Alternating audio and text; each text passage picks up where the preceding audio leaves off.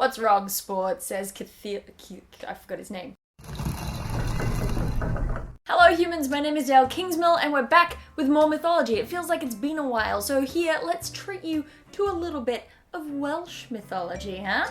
How about that? Getting fancy, getting fancy. I've actually had a copy of the Mabinogion for a really long time, but have avoided telling stories from it despite liking them a lot because I'm frightened of the proper nouns. So look, apologies ahead of time, I'm gonna do my best, but look, there's a lot of consonants that aren't really consonants, so here goes nothing. This is the story of Cilhwch and Alwen. Alright, yeah?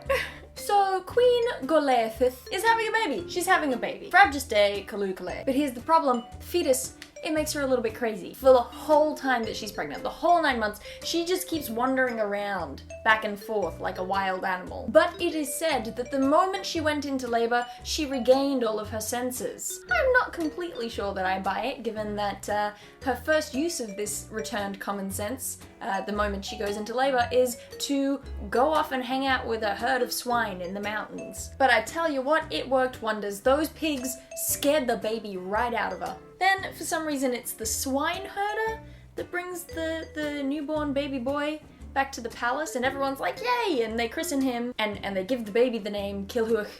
Where's the queen? Is she still up in the mountains? Did they just leave her there? Is she okay? But anyway, the kid is a cousin of Arthur, as in Arthur, king of the Britons. Goleithith gets sick, which is understandable. It's probably because she was left on a mountain overnight after having just given birth. I mean, I'm no doctor, but that would be my guess. And as she's dying, she makes her husband Cilith, not Cilith, I think. Down, critters, down. She makes Cilith promise that even though she knows he will likely one day get remarried, that he won't get married until he sees a briar patch bearing 2 flowers growing on her grave. It's a teeny stipulation, you know, she's fine with it. She's happy for him to get remarried, she just wants this one thing. Oh, and another thing, she wants him to, every year, treat the ground above her grave so that nothing will grow there. But she's fine with it, totally. And then she died, and it seems like Cilith was pretty eager about this. He kept sending attendants down every single day to look at the grave and tell him, is there a flower yet? Do you see a briar patch? Is it there? Has it grown yet? Has it grown? But after 7 years, he got fed up and he just straight up broke the promise and stopped treating the grave. So it's really no surprise that when he goes to check the grave during a hunt one time, he finds that a briar patch is growing there and there are 2 blossoms on that patch. This is it. He has the new wife green light go ahead. So he rushes off to get the opinions of his council. They all have a slumber party to talk about girls. I know the perfect girl for you, dude. You have so much in common. You might know her. She's married to that King Duggan guy. I feel like I sense a flaw in this plan. But Cilith sure didn't. They went and they killed King Duggan, and they took all his lands and his wife and her daughter as well, because they're not monsters. She needs a father figure. The new queen doesn't get to have a name, but one day she was going for a wander about the town and she came to an old crone's house, an old toothless crone, who she asked, yo, where are the children of this dude who kidnapped me? We haven't got any children. I'm sorry, wait, what? What happened to Swine Boy? The new queen is really upset by this. Like, we're talking more distraught about marrying into a family with no children than she is about being forcibly wed to a guy who kidnapped her. Oh, it's okay, don't be sad. I predict he'll have an heir yet, and to none other than you, by thee and by no one else. Although he does have a kid, actually. We've got one fun, I forgot about that. So New Queen's like, why the hell have you been hiding your son? And Cilith is like, oh, well, alright then, and brings forth Cilhwch. That just sounded like I was saying Cool Whip. Cool Whip. And he brings Cilhwch out from the cupboard or wherever he's been hiding him. Oh, well, aren't you a handsome young man? You know, I have a daughter I think you'd really like. Cilhwch looks uncomfortable. She's beating off boys with a stick, you know. Why don't you ask her to marry you? Uncomfortable. You'd be very lucky to be going steady with her. You know, she's about your age. You know, it would be well if you were to have a wife. Yeah, I'm like a kid, so I don't really want to get married now.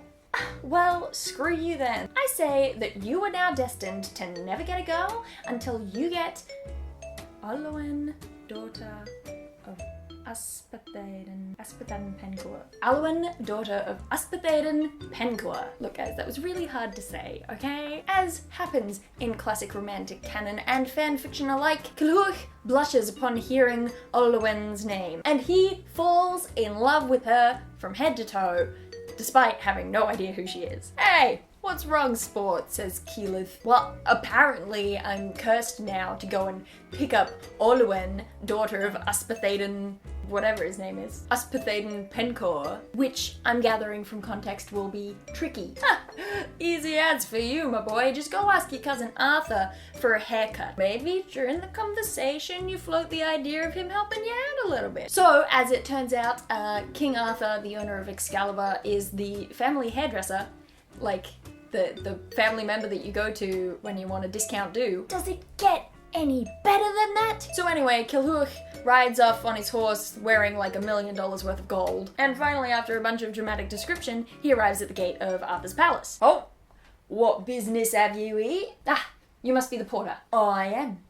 And you better watch it. I beg your pardon? I am the most honourable High Porter of this here facility. This and every January 1st. What, only on the 1st of January? During the rest of the days of the year, but excepting in this one, the portal is guarded by 4 others, one of whom you may know as Penpingian, who often walks upon his head or rolls about the stone floors of the court in order to save his feet from being worn out.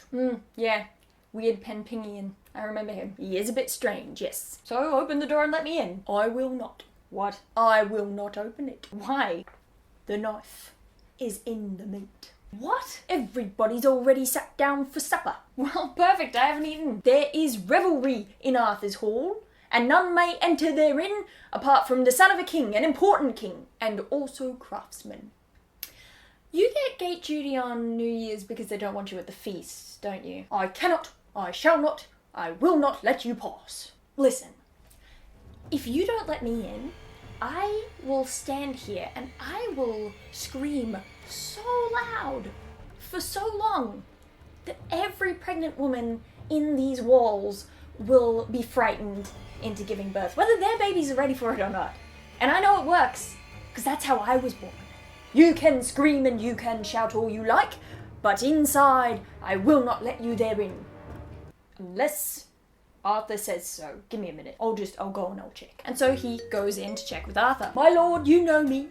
I am not easily frightened. I have been with you in every battle we have seen in half my life. What has happened? I fought in England and in Scotland and in Ireland and in Europe and in India and in the other bit of India and in France and in Greece and in Africa and in Corsica. Yeah, look, is there an end point anytime soon? There is a very scary and noble looking teen at the gate, sir. Arthur calls Culhwch in, and Culhwch stays on his princely horse for some reason as he heads into the Great Hall. Anything you want, says Arthur. You name it. Anything you can say, I will give it to you. Seriously, honestly, rain, hail, shine, as sure as the sun rises and the waves splash, I will give you literally anything you can name. Except my boat, and my mantle, and my sword, and my shield, and my dagger, and my wife. Ooh, and my lands. But apart from those, anything. Anything you want, you got it, cuz. I need a sick haircut to win a girl? So King Arthur, the once and future, sits his cousin Culhwch down, pulls out a golden comb and a pair of scissors, and starts trimming his hair. I love this. I love it. This is legendary canon. And as the two of them chat, because that's what happens when you're getting your hair done, Culhwch tells Arthur everything, and he asks for Arthur's help with the tasks ahead. But not only Arthur, all of his warriors too. And I mean all of them, whom he lists by name, one by one, for 6 pages. 6 whole pages. I was going to give you highlights of some of them and their descriptions, because to be perfectly honest, a lot of them are hilarious. But then I hit page number 3 and I thought, no, I don't want to do that after all. But you can check it out yourself if you want. I'm gonna leave a link in the description. Go for it. And so, at such an impassioned listing of every single person Arthur has ever met, like, wow dude, that's a lot of names to memorize. Arthur found that he could not die. He could not die. Arthur found that he could not deny Culhwch his request. There was just one little problem though. Not a single person had any idea who Olwen was. And so Arthur sent forth his best messengers to go and find the maiden, as all in his court waited for their return with bated breath. And that's it. I'm calling it there for today. This is a pretty long story, so hey, I'm gonna be doing it in multiple parts. There's something I haven't done since, like, what, Heracles? Back in the early days? Whoa. So look forward to that. I do hope that you're enjoying the story so far. If you did, you can show your appreciation in all the usual YouTube ways. You know how YouTube works. P.S. While I'm here, I should mention that someone over on the subreddit, reddit.com/r/monarchsfactory, has been asking about Egyptian mythology source books. I believe of a more narrative kind. And as it turns out, I'm super lacking in that information, but I know that lots of you are diehards when it comes to Egyptian stuff. So if you want to go help that person out, pop on over to Reddit. I'm certain that they will appreciate it. You can hit me up on Twitter if you would like to chat, or various other social media platforms. They're all in the description below. Apart from that, I do believe that's it. Email this to your grandma, and I will see you some other time.